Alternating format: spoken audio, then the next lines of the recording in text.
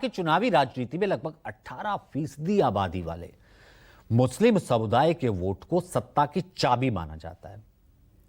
CSDS और कई दूसरे सर्वे ये लगातार दिखाते हैं कि बिहार के ज्यादातर मुस्लिम वोटर महागठबंधन के साथ रहते हैं। ऐसे में माना जाता है कि जीत का समीकरण महागठबंधन के पक्ष में होगा। क्वाइट ऑब्वियस, आबादी उस तरफ ज्यादा तो उन्हीं के पास होगा। लेकिन अब तक यह देखा गया कि असल नतीजे इसके उलट आ जाते हैं। तो क्या इस बार भी वही कहानी दोहराई जाएगी या इस बार कहानी कुछ और होगी, कुछ नया करवट लेगी? आइए इसे समझने की कोशिश करते हैं। ऐसा माना जाता है कि बिहार की मुस्लिम बहुल सीटों पर एनडीए की जीत के 4 बड़े कारण होते हैं।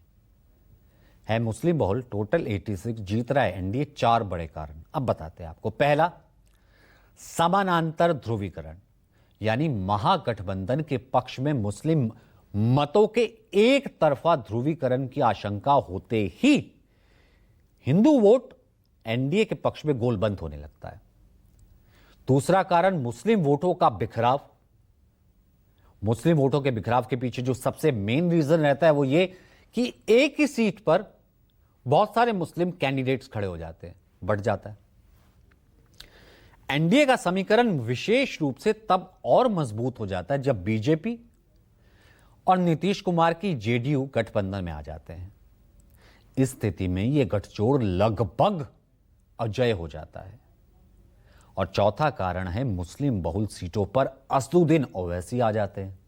यह फैक्टर खास तौर पे सीमांचल जैसे मुस्लिम डोमिनेटेड एरिया में एआईएमआईएम की उपस्थिति से मुस्लिम वोटों का एक बड़ा चंक बढ़ जाता है और इन वजहों से बीजेपी, खासकर एनडीए को फायदा मिल जाता है।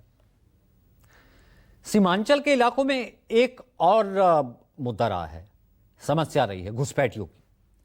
इसके पीछे बीजेपी का भी तर्क है।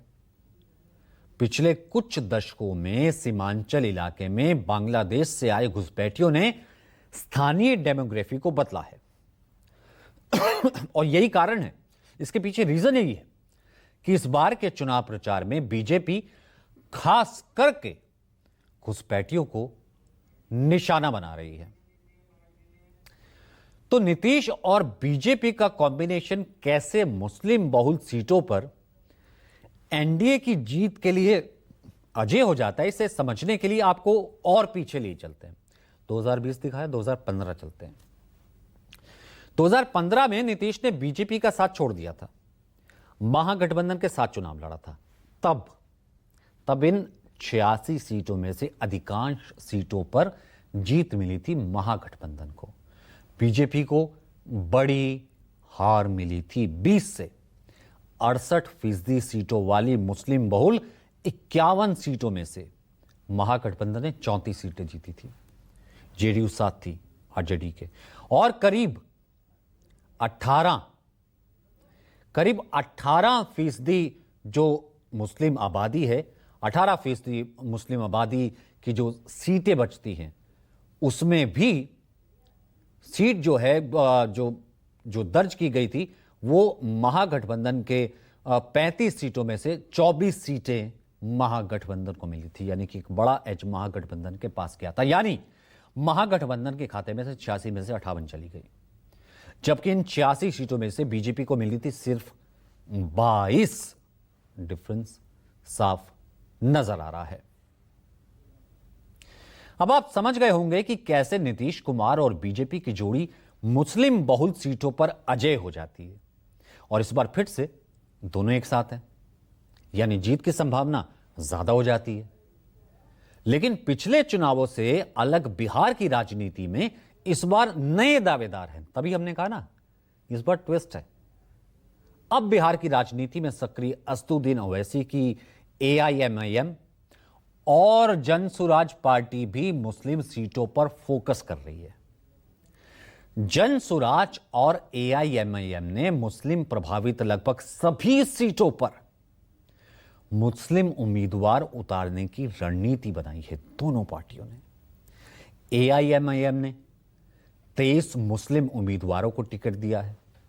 इसके अलावा 2 नॉन मुस्लिम भी हैं जो कि मैदान में उतारे हैं। हालांकि पहले उसने 100 सीटों पर चुनाव लड़ने का ऐलान किया था। अब आती जनसुराज पार्टी।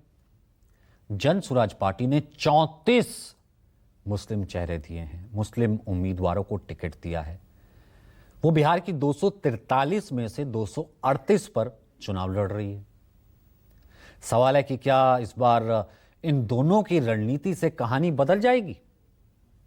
करीब महीने भर से पीके प्रशांत किशोर मुस्लिम बहुल इलाकों में बदलाव की मुहिम चला रहे हैं, खुद जा रहे हैं लगातार। मुस्लिम आबादी वाले इलाकों में जन सुराज के कार्यक्रम का नाम उन्होंने दिया है बिहार बदलाव इजलास। ऐसे कार्यक्रम में प्रशांत किशोर समझाते हैं कि आपको सिर्फ अल्लाह से डरने की जरूरत है और किसी से डरने की जरूरत नहीं। बीजेपी से बिल्कुल मत डरिए, ऊपर अल्लाह से डरिए और अपने बच्चों की चिंता कीजिए। अंचल के लोगों को इतना ही कहेंगे, यहाँ मुसलमानों की बहुत बड़ी आबादी है, तो मुसलमानों से एक अपील करना चाहता हूं कि अभी तक आपको लोग कहते हैं कि भाजपा से डरिए और हम लोग को वोट दीजिए, हमको जिताइए। गठबंधन वाले कहते हैं भाजपा से डरिए, हमको वोट दीजिए, हम लोग आपको भाजपा से बचाएंगे। जनसुराज ये कह रहा है कि भैया भाजपा से मत डरो, अल्लाह से डरो और हक के साथ खड़े रहो, अपने बच्चों के साथ हक के साथ खड़े रहो। तादाद का चिंता